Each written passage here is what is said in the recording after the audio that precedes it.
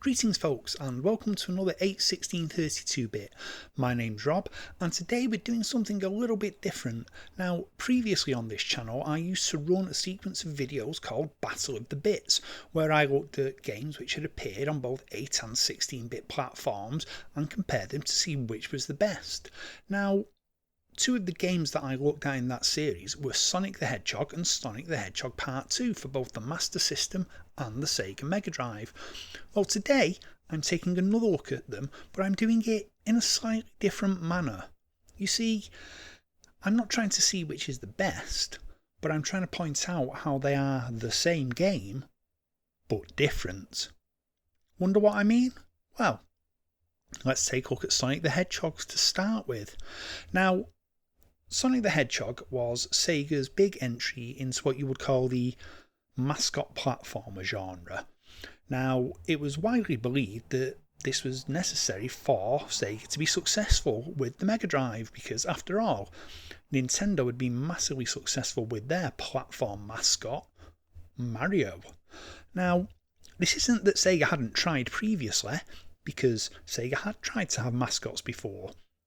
They tried briefly with Opa Opa from the Fantasy Zone series and then settled in on Alex Kidd, who was the star of a number of games on the Sega Master System. Although the one most people are familiar with, Alex Kidd in Miracle World, is perhaps a little bit too Mario to be a Mario beta or competitor.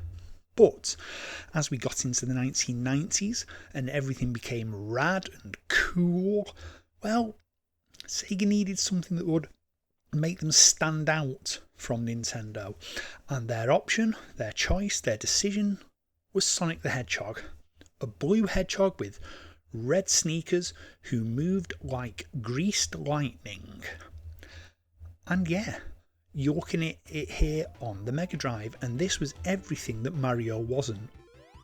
It was brash, it was colourful, it was fast. My god, was it fast. Sega came up with the advertising campaign slogan of blast processing to indicate just how much more powerful the Mega Drive 16-bit CPU was compared to the then dominant Nintendo Entertainment System's paltry 8-bit CPU. And Sonic was the perfect advert for this blast processing claim. The game played, or at least its initial levels played, at what felt like a million miles an hour. Sonic was known as the Blue Blur because you could fly through Green Hill Zone at a pace which realistically had never been seen in a game of this type before. And there was a lot of this in the game. Yes, there was still a lot of more traditional Mario style exploration, but the levels in Sonic the Hedgehog all had speedy sections and all had a lot more verticality. Mario's levels tend to be relatively horizontal, and this really allowed Sega to stand out. Now, at the time, Sega were running two systems, the relatively recently released Mega Drive system and their existing 8-bit Master System. Now, despite being a reasonable failure, if we're being honest, in Japan and the US, the Master System had really taken off in Europe to such an extent that realistically the NES was a distant second. But of course, with this market, that meant that Sega needed another Sonic game. Now, rather sensibly, somebody at Sega looked at Sonic on the Mega Drive and went, we ain't going to be able to replicate that on the Master System. So instead, Sonic the Hedgehog for the Master System was produced, and it's Sonic the Hedgehog. It's the same game. The basic plot is the same. You've got to defeat Dr. Robotnik, or Dr. Eggman if you prefer, by rescuing all the Chaos Emeralds and foiling his plan. Now, don't get me wrong, Sonic on the Master System has its moments where it lives up to its name, but the Master System version of Sonic the Hedgehog is most definitely a more traditional platform game. It's slower paced, there's more exploration, there's less emphasis on the fancy shoffy loop-de-loops and swooping hills, but it still remains a Sonic game. its core, you still have that cool edge that Mario didn't have. Now, which of these is the better game? I'm not here to discuss that in this video. They're both brilliant games in their own right, even if they do play quite differently at times. And of course, we all know, Sonic was a massive hit for Sega. I mean, huge hit. And there was the inevitable sequel, Sonic the Hedgehog 2. Now, Sonic 2 on the Mega Drive was more of the same and then some. The speed was still there, but the graphics had been upgraded. It looked even better. It played much more smoothly. The levels were bigger, and there was the 2-player mode, which has some real high-speed charge-along custom levels for it.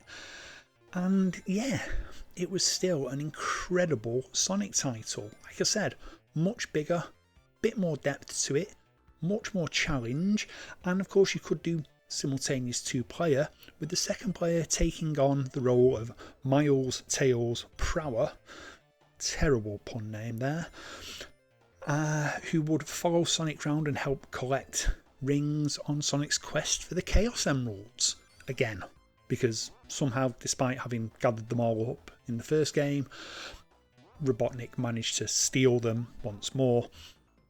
Now, as I said, this was more of the same, but bigger, brasher, bolder, and of course the Master System at this point in time was still going strong in Europe, so there was a Master System version of Sonic the Hedgehog 2, and again this was radically different to the Mega Drive one.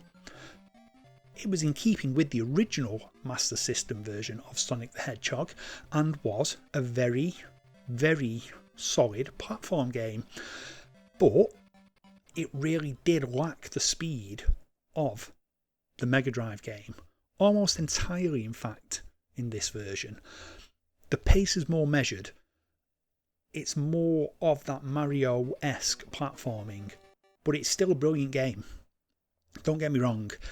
Again, same game, it's Sonic 2, but different. And that's the key thing here. Sega took these games and they crafted individual, unique experiences tailored to each platform, which, you know, a lesser company may not have done, because we've all seen games where they attempted to squeeze something far more intense out of hardware that just could not cope, and that is what you got, unfortunately, a lot of the time. Same game, yes, not different, but crap. Whereas here, same game, but different, and Sega managed that beautifully here.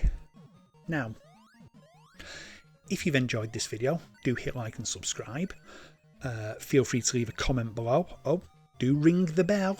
And of course, there's that wonderful new hype feature. If you have the option to hype this video and you've enjoyed it, please do. It really does help get this video in front of more eyeballs. Now, if you want to support the channel, you can always click on one of the various links in the description below, which will take you to my Ko-fi page for a one-off donation, my Patreon page if you want to make a regular donation to the channel, my YouTube membership, which again, regular donations to the channel. You'll see some names on screen now. These are my regular subscribers. Much love to these guys. They're incredible. Couldn't do this without them. Great guys. And yeah, let me know down below what you thought of this video. Do you think it's fair to say this is the same game but different for Sonic and Sonic 2? Or should I be saying that they are completely different games that just happen to share a name? Let me know down below, and I will see you on the next video. Bye for now.